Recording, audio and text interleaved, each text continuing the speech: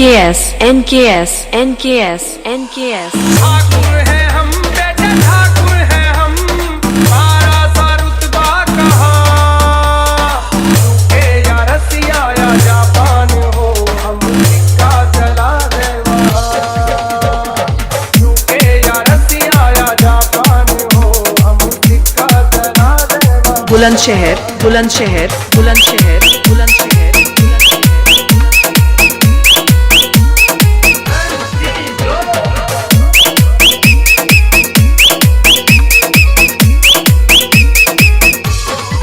ठाकुर की गोली न चूके निशाना सुन ले जो बोली तो हो जा दीवाना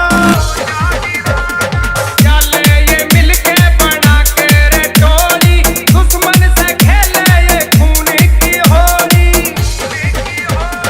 बिक जावेगा रे तू बिक जावेगा हम गोली लगा दे जहां यूके या रसिया या जापान हो हम सिक्का चला दे NKS NKS NKS रसिया NKS या जापान हो हम सिक्का चला दे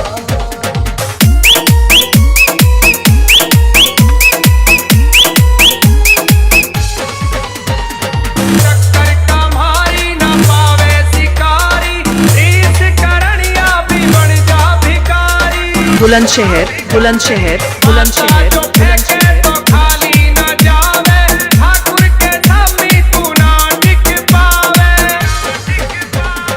मर जावेगा रे तू मिट जावेगा पकड़ ले तू अपना रहा यूके या रसिया या जापान हो हम सिक्का चला दे NKS NKS NKS या रसिया NKS या जापान हो हम सिक्का चला दे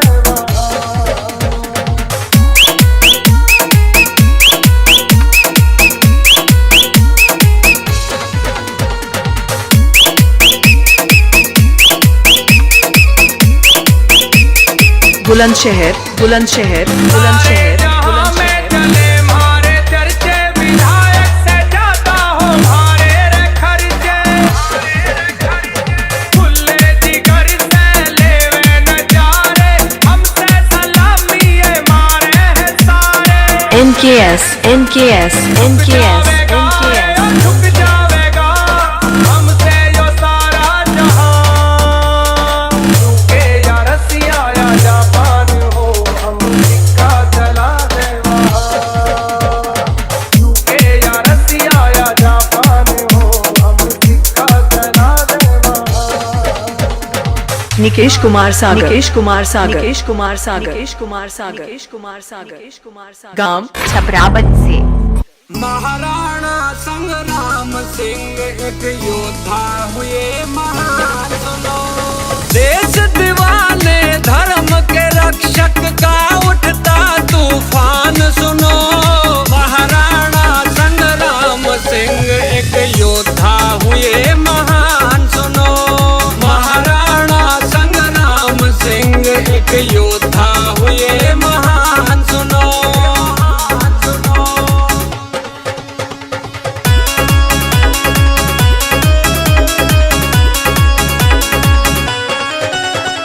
जड़ के शासक यवन लुटेरे जब भारत में आए थे महाबली राणा सांगा जब पेरी से टकराए थे जड़ के शासक यवन लुटेरे जब भारत में आए थे महाबली राणा सांगा जब पेरी से टकराए थे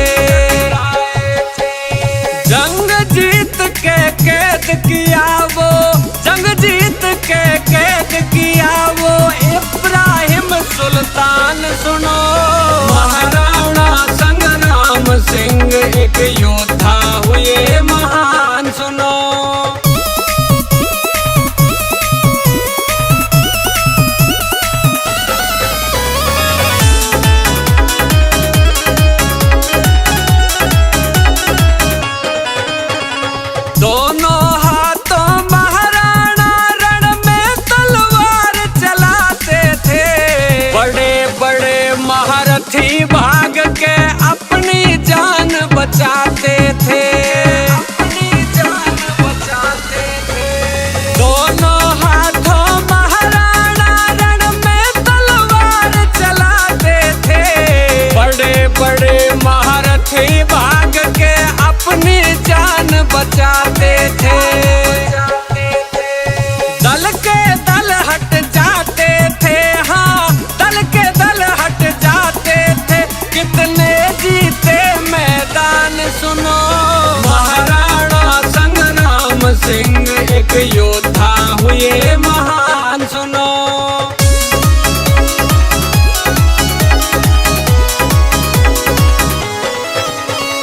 80 घाव लगे योद्धा को फिर भी लड़ी लड़ाई थी। राजपूतों की सेना ने मुगलों को धूल चटाई थी। 80 घाव लगे योद्धा को फिर भी लड़ी लड़ाई थी। राजपूतों की सेना ने मुगलों को धूल चटाई थी। युद्ध बयाना बीच बचा के, युद्ध बयाना बीच बचा के बाबर भागा जान सुनो।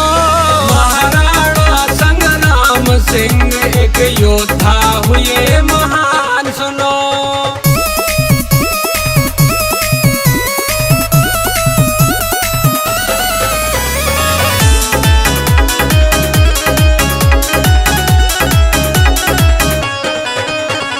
खानवाह में कांपे बाबर सेना की हुंकारों से। हम हारे हारे राम फैसले अपने ही गद्दारों से, अपने ही गद्दारों से। खानवाह में कांपे बाबर सेना की हुंकारों से। हम हारे हारे राम फैसले अपने ही गद्दारों से। करता रोज उपेंद्र राणा, करता रोज उपेंद्र राणा योद्धा का गुणगान सुनो। महाराणा संग्राम सिंह एक योद्धा हुए महान सुनो। महाराणा संग्राम सिंह एक योद्धा हुए महान सुनो। महाराणा संग्राम सिंह एक योद्धा हुए महान सुनो। 4 बांस 24 गज अंगुल अष्ट प्रमाण। ता ऊपर सुल्तान है, मत चूके चौहान, मत चूके चौहान।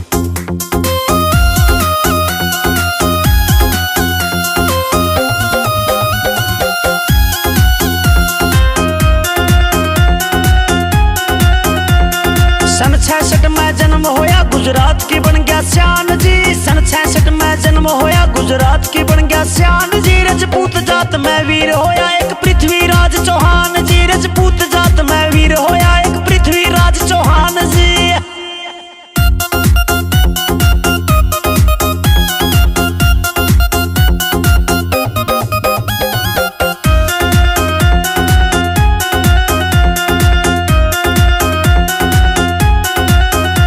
हुए पृथ्वीराज एक राजा जिसने दिल्ली पर राज करया रे। गोरी 17 बार हराया, हर बार माफ करया रे, हर बार माफ करया रे। हुए पृथ्वीराज एक राजा जिसने दिल्ली पर राज करया रे। गोरी 17 बार हराया, हर बारी माफ करया रे।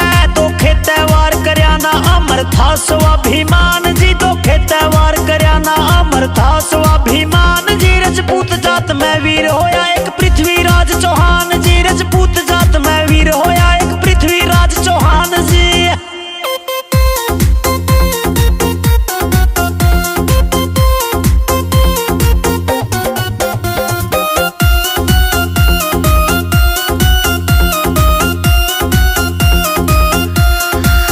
साल में पृथ्वीराज ऐसी पहचान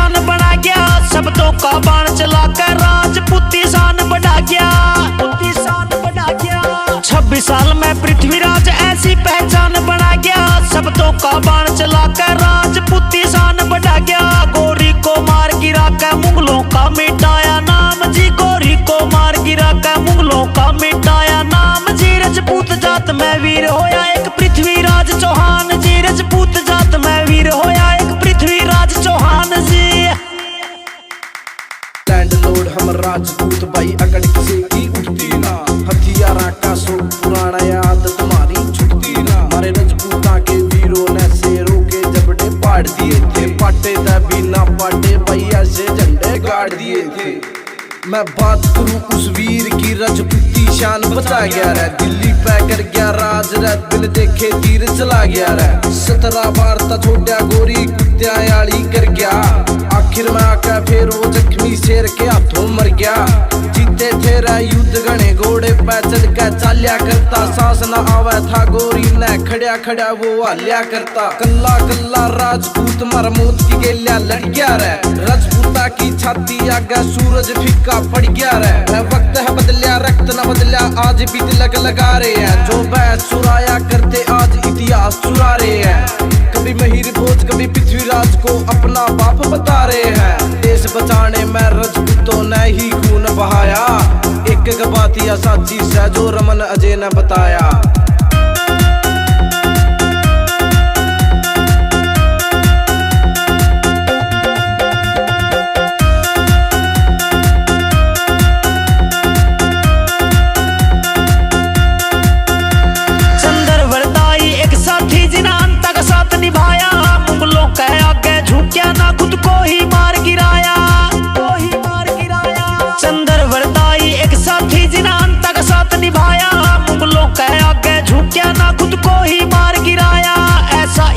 बनाया दुनिया करे सम्मान जी, ऐसा इतिहास बनाया दुनिया करे सम्मान जी। राजपूत जात में वीर होया एक पृथ्वीराज चौहान जी, राजपूत जात में वीर होया एक पृथ्वीराज चौहान जी।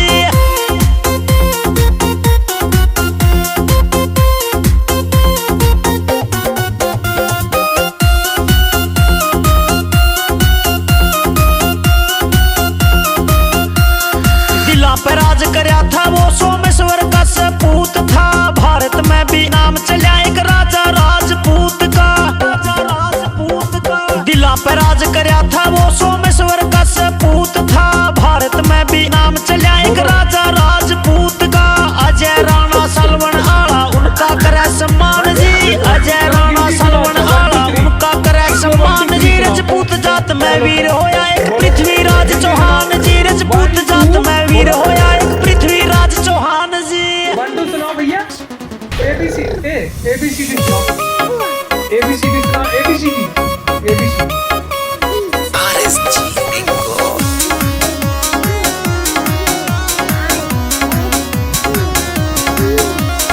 नहीं पृथ्वीराज के जैसा योद्धा भरे जमाने में, भारत माँ का बबर शेर जो जन्मा राजपुताने में, जन्मा राजपुताने में। और 11 12 13 50।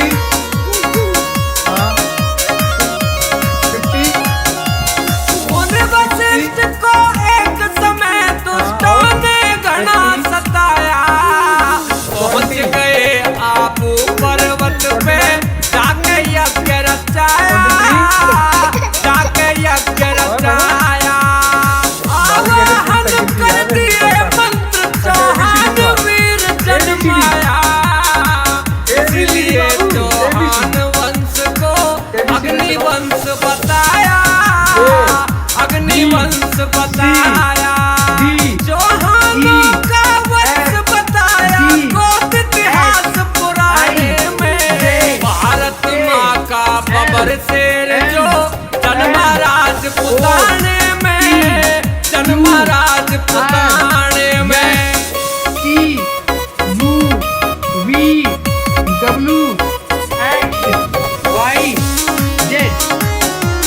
1 2 3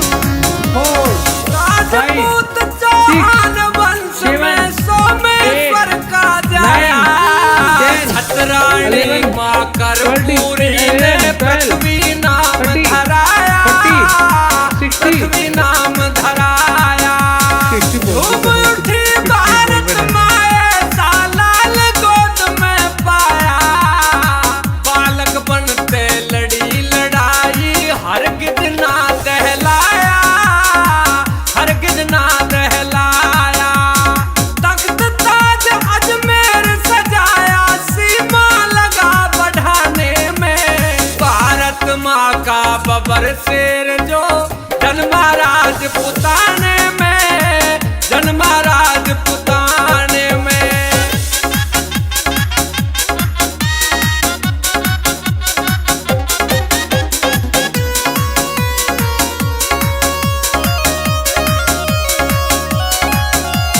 तहत जमाया दिल्ली पे सब मन के पूरे ख्याल करे, गर्जन करे शेर की तरिया, काबू में भूपाल करे, काबू में भूपाल करे। उसे देश में आक्रमणकारी गर्दन काट हलाल करे, गौ ब्राह्मण धर्म की रक्षा कैद सभी चंडाल करे, कैद सभी चंडाल करे। निर्माण किले और ताल करे, करी कसर न देश बढ़ाने में। भारत माँ का बबर शेर जो जन्मा राजपुताने में, जन्मा राजपुताने में।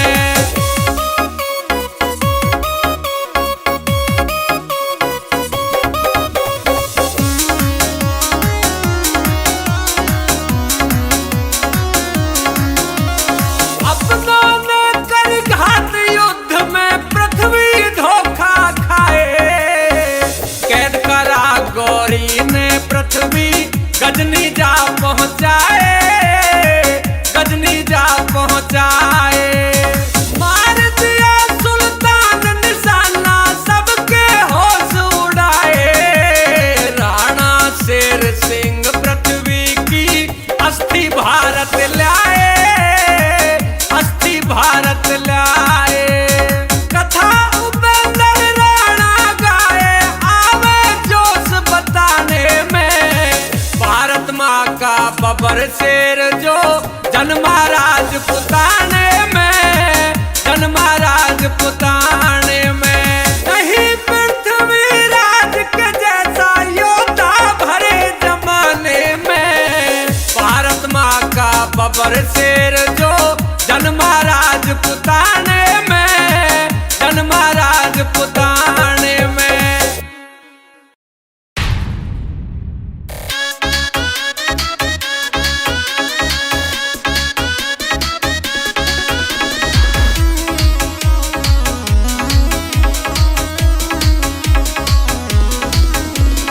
मर्दाने हम देशभक्त और किसी तरह के पैर नहीं, जो ललकारे रजपूतों को फिर तो उसकी खैर नहीं।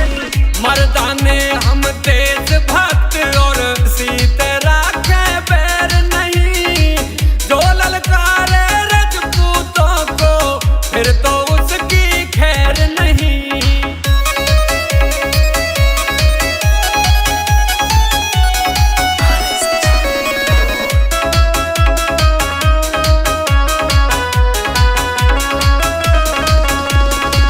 बड़े बड़े हमलावर आए, धोखे ते ललकार गए।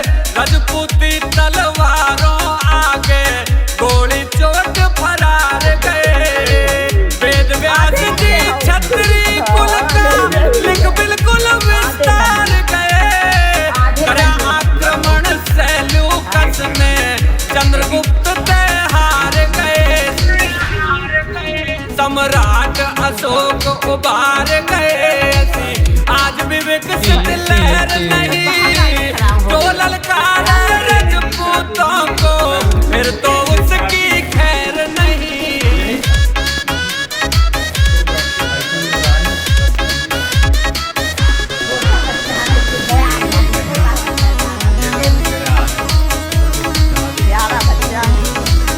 सम्राट विक्रमादित्य ने जब सीमा पे झंडा ठोक दिया, अश्वमेघ ऐलान का घोड़ा बोलो किसने रोक दिया। करी दिग्विजय यात्रा किसने हर्षवर्धन को टोक दिया। बप्पा रावल ने हमलावर था भले की नोक दिया। मेहर भोज लक्ष्मण वंशी प्रतिहार के जैसा कहर नहीं, जो ललकार कैसे बोलता है? राजपूतों को शेर कैसे फिर बोलता तो है बताओ? उसकी खैर नहीं।